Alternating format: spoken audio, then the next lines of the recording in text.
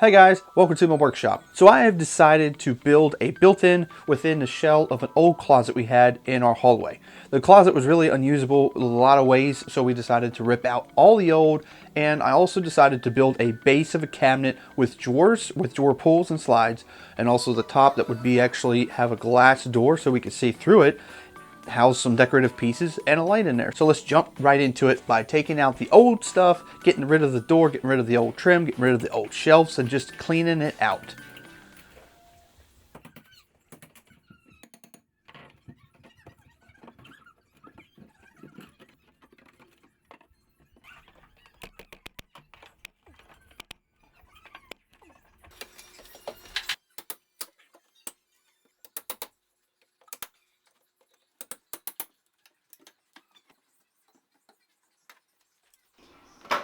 Alright, so now that all of the old is out, I left some of the existing in there because it was actually going to be usable for some of the other factors in this project. But now it's time to build the top first. And so for the top, I wanted to make sure I had my separating point between the top and bottom because I was making them independently from each other. So to start the top, I wanted to make the frame for the front where the door would actually be.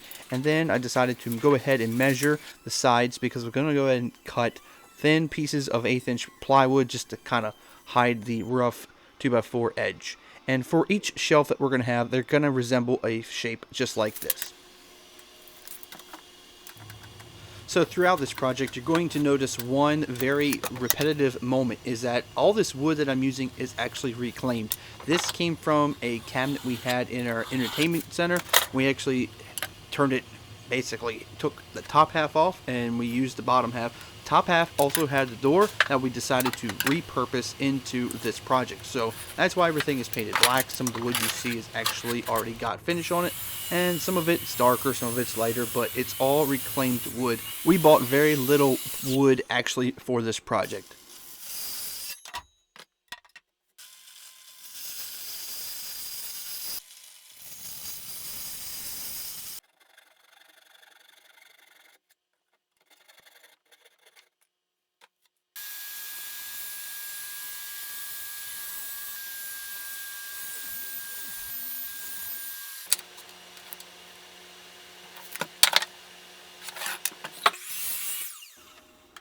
So with all of the boards ready to cut, I wanted to go ahead and put in the shelf. Now this shelf here is actually the main dividing shelf for the whole thing, and the inside of this is going to be painted black, so it was perfect that this was already primed black.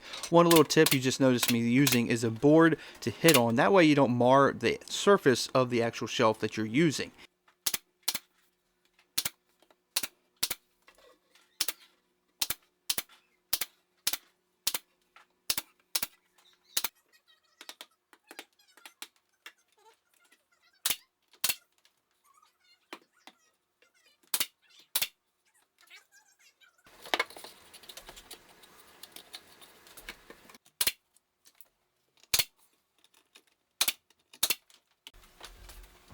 So now we had this piece of beadboard that we also have repurposed from the old entertainment center we had, and it fit just perfectly.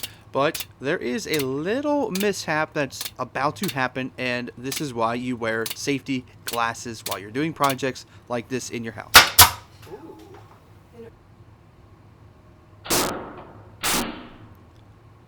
Safety glasses for the win.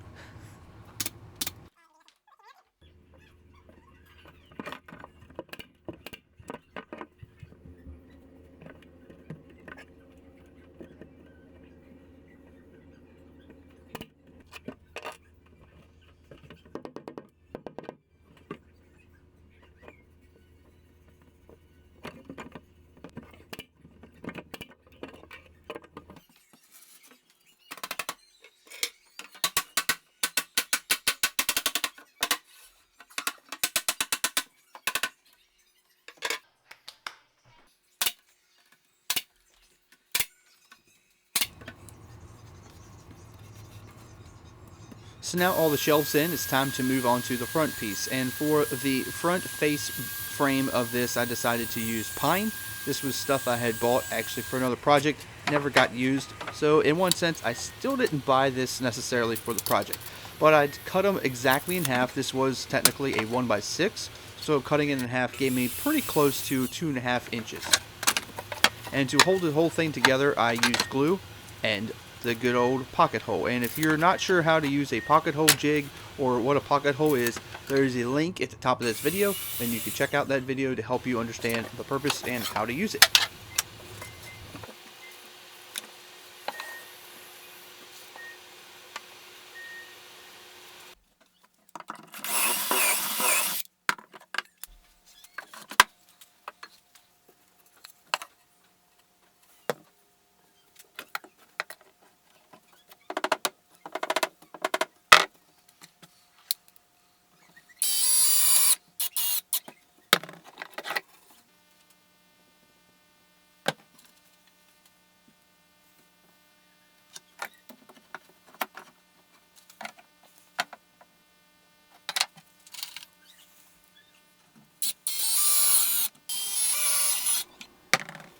Okay, so on to what my favorite part of this whole project was, and it was repurposing these drawers from an old dresser that we had in our garage. Now, these drawers obviously are way too wide, but as it turns out, cutting them exactly in half gave me two perfectly sized drawers for this project. So that's what we did. We cut them right in half, and even the rail in the middle became the bottom ends of each side. So the only thing I had to do for this was cut it in half and then add sides for both of them. Now the fronts of these drawers were not going to be the fronts of the drawer pulls, but I left them on there just so that I could actually use it as a base to screw the actual drawer fronts onto it at a later time.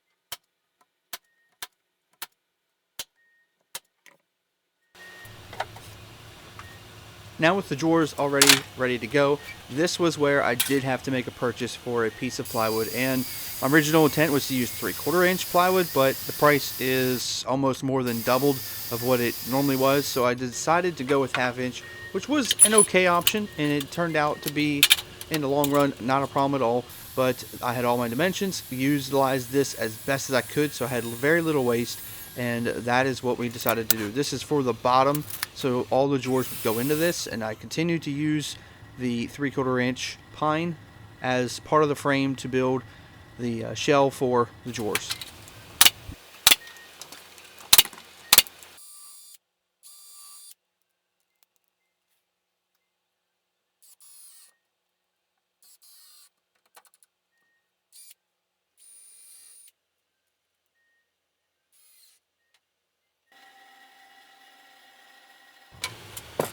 So for the back of this, I still continued to use scrap wood, which is why we ended up using 3 pieces of 1/8 inch plywood, and this is going to stabilize this whole thing and make it nice and square.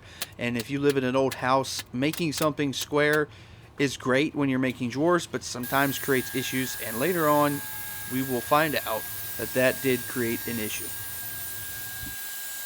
So now I have the drawers to its final dimension. It's time to put in the drawer slides. So when I'm putting in these drawer slides, I wanted to make sure there was a gap between each one. I went with about 3/4 of an inch, just a little bit more, just so that I'd have enough to put a 3/4 inch piece of wood in there that would hide the separation between each drawer.